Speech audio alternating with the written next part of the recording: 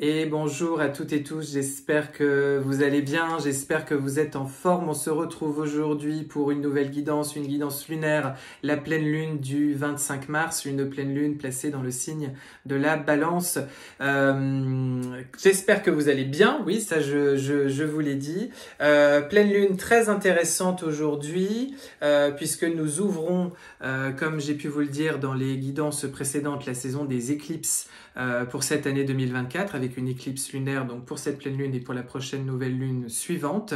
Mais avant ça, je vous rappelle du coup, parce que vous êtes nombreux à me le redemander un petit peu à droite à gauche sur les réseaux, pour tous ceux qui souhaitent des renseignements sur mes modalités de consultation ou prendre rendez-vous, il y a la petite adresse, c'est rdv.baptismalati@gmail.com et je la remets comme d'habitude en bas de la vidéo. Alors, pleine lune dans cette saison du Bélier, en Balance forcément, puisque la pleine lune se place toujours dans le signe opposé de la saison zodiacale au sein de laquelle nous sommes.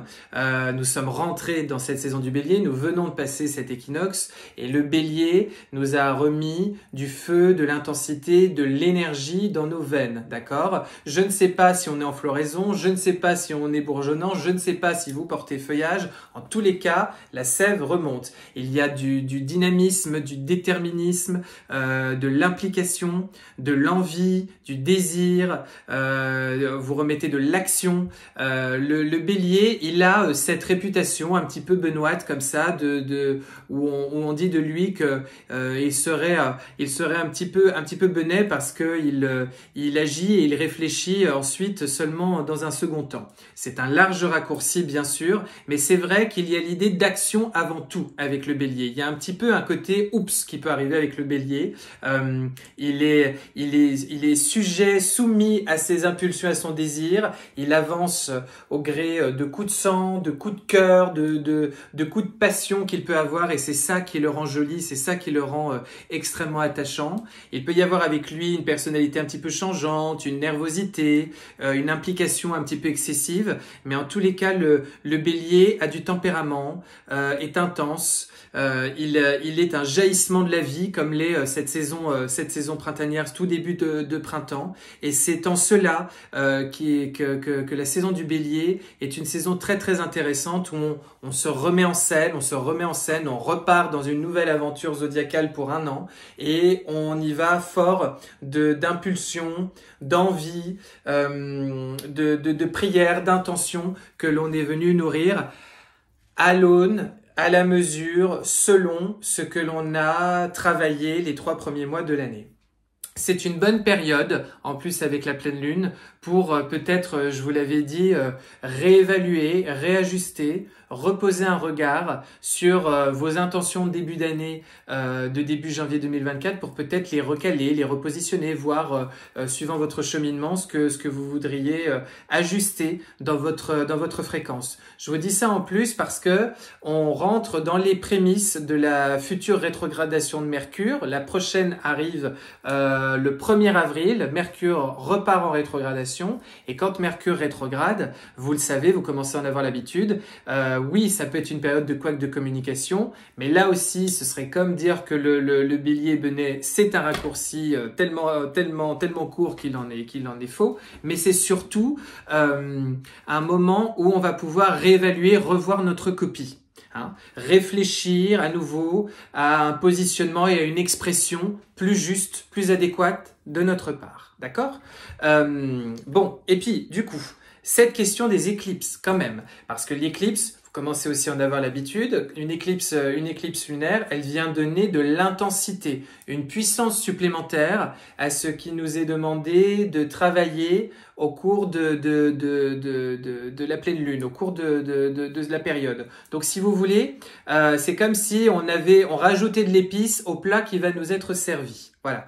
Ça va nous inviter à un mélange de profondeur et de subtilité pour aller traiter et dépasser notre sujet, retrouver de l'unité dans quelque chose d'un petit peu duel. Ce qui est très intéressant, très très fort à noter, c'est Chiron. Chiron, je vous en ai un petit peu parlé, c'est l'astéroïde qu'on appelle le guérisseur blessé en astrologie, qui symbolise comme ça cette partie de nous qui a subi des blessures infantiles, des blessures par le passé, qui a travaillé dessus, qui ne s'en est peut-être pas complètement remis, qui même tout en ne l'ayant pas complètement guéri, a travaillé son sujet, son propos avec autrui, a même développé potentiellement une très belle capacité à guérir l'autre d'un sujet dont il ne s'est pas lui-même guéri. Et en tous les cas, il nous propose du coup, au travers de sa blessure, d'aller y apposer noblesse, hauteur de vue, traduction, compréhension, pour pouvoir la dépasser, pour pouvoir enfin la refermer et la faire se cicatriser. Ce Chiron, il a une place tout à fait centrale dans cette pleine lune en balance qui ramène de l'équilibre et de l'harmonie, du coup, propre à cette énergie, cette énergie de la balance. Et ce Chiron se place pile sur nos axes, notre nœud lunaire nord et notre nœud lunaire sud. Et ces axes lunaires, ces axes de nœud lunaire, pardon, vous savez, quand on s'intéresse à l'astro, on sait que c'est un petit peu la trace de notre énergie passée et de notre proposition de chemin futur. Autrement dit, si on simplifie le propos, c'est notre axe karmique, c'est là d'où on vient par le passé, c'est là d'où on vient de vie précédente, et c'est qu'est-ce qu'on vient se proposer comme chemin dans cette vie, qu'est-ce qu'on vient rectifier. Je vais simplifier encore plus le propos pour bien poser les choses. Cette pleine lune que l'on va vivre le 25 mars, elle est très importante, c'est un moment énergétique intense, renforcé par une éclipse, avec comme invité d'honneur Chiron qui vient nous demander de peaufiner, avancer dans la guérison d'une ou de plusieurs blessures, en accord avec notre axe karmique, en harmonie et en lien du coup avec notre destin, tout simplement. Que vous mettiez le mot destin avec un petit d parce qu'en ce moment on est plutôt sur un travail de profondeur, un travail d'ajustement un petit peu intérieur, ou que ça bouge, que ça secoue, qu'il y a des vrais phénomènes qui se passent en ce moment dans votre vie et que justement c'est plutôt le destin avec un grand D qui est en jeu. En tous les cas, il y a bien cette idée de destin au sens de qu'est-ce qui vous est destiné? Oui, ça vous allez me dire jusqu'ici on te suit Baptiste, mais surtout, qu'est-ce que dans cette incarnation, j'ai voulu venir travailler, rectifier. Jusqu'à présent, par le passé, j'ai traité certaines choses et il se trouve que là, vient sur la table ou revient sur la table d'autres éléments, peut-être qu'un retour de certaines choses du passé où vous dites « Ah, je pensais l'avoir dépassé, justement, je pensais l'avoir traité. » Et non, on vous demande d'aller un peu plus loin, d'aller avancer un petit peu plus dans le cheminement parce que justement, au travers de ce travail-là, vous vous repositionnez par rapport à votre destin. Pour essayer d'être clair, il y a vraiment une idée là, mais pour cette pleine lune, mais j'ai envie de vous dire pour les semaines qui arrivent, là, pour les 2, 3, 4 semaines qui arrivent, avec la prochaine nouvelle lune, avec la rétrogradation de Mercure du 1er avril, avec justement ce petit jeu que nous propose de faire Chiron, cette expérience que nous propose de faire Chiron en ce moment, on est sur une période tout à fait fondamentale de notre année 2024 et tout à fait intéressante et pour certains d'entre nous majeure de notre vie, de cette incarnation. Parce que là, on vient toucher du doigt notre destinée, cette proposition de croissance que l'on s'est promis de jouer et d'interpréter dans cette incarnation.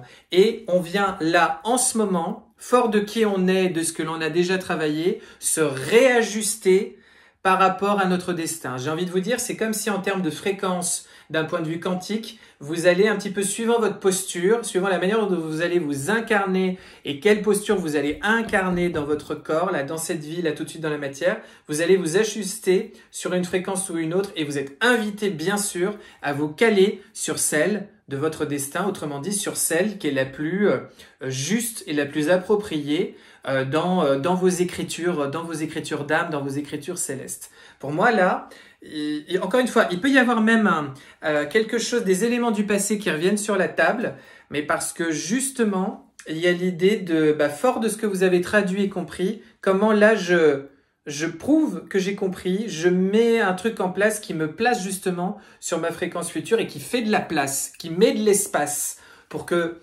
de nouveaux éléments en lien avec mon destin se mettent en place, se mettent en jeu. Vous voyez, comme si on se réharmonisait, d'accord? On se réaligne avec nos écritures d'âme. C'est vraiment un moment très très intéressant. Vous avez dû sentir là depuis milieu de semaine l'énergie de cette pleine lune et cette période de pré-éclipse qui monte et qui gagne. Vous le sentez vraiment ce week-end et puis on va vraiment rentrer dedans à partir de lundi. Mais en tous les cas, on est dans ces énergies-là. L'éclipse lunaire, forcément, c'est cette rencontre soleil-lune. Le soleil dans son énergie masculine, d'engendrement, d'esprit, de lumière, de chaleur. La lune, cette dimension plus féminine, intuitive, intime, intérieure, introspective, inconsciente, subconsciente, qui vient justement se superposer et finalement nous dessiner simplement le cercle, un cercle de lumière, une cellule première, un atome germe, notre âme, ce cercle tracé au-dessus de l'abîme par Dieu, pour paraphraser certains mots qu'on peut trouver dans la Bible, comme pour nous ramener comme ça, nous-mêmes, à notre propre cercle intérieur, cette vie qui est comme un cercle rond, comme tout un parcours, de notre naissance aux éloignements de nous jusqu'à nos retrouvailles avec nous-mêmes, et cette incarnation de tout ça dans le corps, toujours une proposition assez puissante énergétiquement pour faire ce travail d'alignement et d'ajustement. Voilà, donc c'est très beau, c'est très intense. On va regarder avec le tarot comment on peut compléter ce propos. Alors, on y va.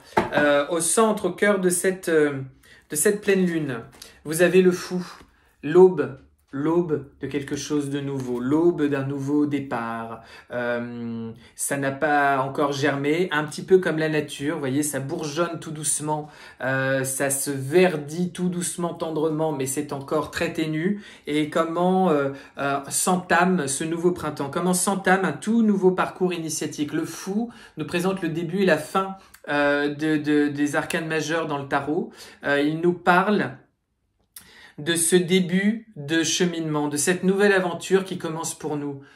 D'où le fait de réajustement avec son destin. Et il y a l'idée derrière le fou d'avoir foi, d'avoir confiance, de lâcher prise totalement et de faire avec le courant de vie. Il y a une idée de joie, il y a une idée d'optimisme, je ne vais pas vous mentir, qui est très présente avec le fou. Dans votre tête, vous avez le roi d'épée. Dans votre tête, j'ai le sentiment que ce que vous êtes en train de vivre, ce qu'on vous demande de négocier, renégocier, d'incarner, vous savez ce que c'est. Ça ne veut pas dire que c'est facile, parce qu'entre l'idée puis le faire, il peut y avoir un delta, on est bien d'accord, mais vous avez, en plus c'est un roi, le roi d'épée, donc vous avez toute la maturité intellectuelle de bien comprendre vos enjeux. Et vous l'avez parfaitement en tête et c'est parfaitement clair. Maintenant, on vous demande de le faire avec une hauteur de vue, une intelligence, une sagesse supérieure et de ne pas vous laisser embarquer dans l'émotion. En tout cas, dans votre tête, il y a le souci de ne pas se laisser déborder par l'émotion pour être sûr d'agir correctement d'agir correctement. Ce qui va vous aider, ce sur quoi vous vous reposez, c'est la 7 d'épée. Je pense ici, comme c'est ce sur quoi on se repose, sur ce quoi on cède, c'est l'idée de ne rien oublier derrière soi, pour moi. Rien oublier derrière soi. C'est comme si là, en ce moment, il y avait, encore une fois, bien l'idée de peut-être des éléments du passé qui viennent se retravailler un petit peu. L'idée de veiller à ce qu'on ait bien raccroché tous les bons wagons, qu'on ait bien clos tous les dossiers, ou qu'on les fait de la bonne manière. De la bonne manière, voyez. J'ai envie de dire, c'est ça qui nous aide. Donc, c'est pas une question, avec la 7 d'épée, il peut y avoir une dimension un petit peu fielleuse, un petit peu manipulatrice, quelque chose qui est un peu en clair-obscur. On se donne l'apparence d'eux, mais en fait, il y a une intention cachée derrière. Pour moi, comme c'est la posture de ce qui va nous aider, il peut y avoir peut-être l'idée que un cheminement que vous avez à l'intérieur de vous doit pas être forcément trop divulgué autour de vous. Vous savez, parfois il y a des périodes où c'est bien de le communiquer autour de soi pour avoir l'altérité de l'autre, pour mieux comprendre, pour mieux se saisir. Et puis parfois, et là pour le coup, ce serait comme si gardez un peu les choses pour vous et laissez mijoter ça à l'intérieur de vous. Et n'oubliez pas, pour moi, il y a aussi l'idée de bien regarder derrière soi pour être sûr de ne louper aucun dossier qui va prendre la poussière derrière vous, alors qu'en réalité, il s'agit que plus rien ne prenne la poussière et moisisse derrière vous. Il faut faire du propre, hein, ménage de printemps. Ok? Ce qu'on laisse derrière soi, justement, ce qu'on est invité à laisser derrière soi, de la frustration, un sentiment de pas assouvir son désir, de pas être à sa bonne place, de pas être à sa juste place, d'être en attente. Peut y avoir du coup l'idée de, en ce moment, faut agir, faut aller de l'avant, faut poser des jalons, faut dire des choses qu'on n'a jamais dites, faut oser mettre en place une mécanique qu'on n'a jamais fait. Il y a ça, et puis pour moi, il y a l'idée de pas être dans le de pas se perdre uniquement dans quelque chose de les vapeurs de la pensée, l'altermoiement intérieur, et puis quitter un petit peu la posture de la victime, de l'enfant intérieur, de je suis frustré, je suis en attente, ma vie, il n'y a pas encore ci, il n'y a pas encore ça, etc. Non, faut épouser ce fou avec foi, avec confiance et faut aller de l'avant, voyez. On va vers quoi justement? On parle d'aller de l'avant. On va vers quoi avec cette pleine lune? Vous lâchez vraiment de l'ancien. 10 de bâton. Je pense qu'il peut y avoir aussi pas mal de fatigue. Vous voyez, je voulais en mettre une deuxième. 2 10. Hyper intéressant. Aube d'un nouveau cycle avec le 0 du fou. 2 10 qui nous parle de fin de cycle, numérologiquement parlant. 10 d'épée, 10 de bâton. La fin de quelque chose d'extrêmement douloureux. À tout le moins dans la tête, mais aussi potentiellement dans le cœur. La fin d'une partie de vous qui délivre une énergie qui ne lui est pas utile. Vous avez tout donné, vous avez tout fait, ça suffit, vous faites autrement maintenant. D'accord? On arrête de se fatiguer, on arrête d'essayer de faire boire des ânes qui n'ont pas soif, vous adaptez à vos situations. On arrête de se perdre, soi. On arrête de négocier la propre prise et le propre envahissement de son territoire. Justement, on se réajuste. Parce que c'est ça, hyper intéressant, c'est ça en ce moment qui vous replace et recale sur ce qui vous est destiné et sur ce qui sera beaucoup plus heureux et harmonieux pour vous. Vraiment, je ne peux que insister, les jours et semaines à venir sont importantes, voire majeures. Il s'agit d'avancer sans peur. Je vous laisse avec ça parce que je sens que tout est dit et je vous souhaite un beau cheminement. Je vous embrasse et je vous dis à très vite.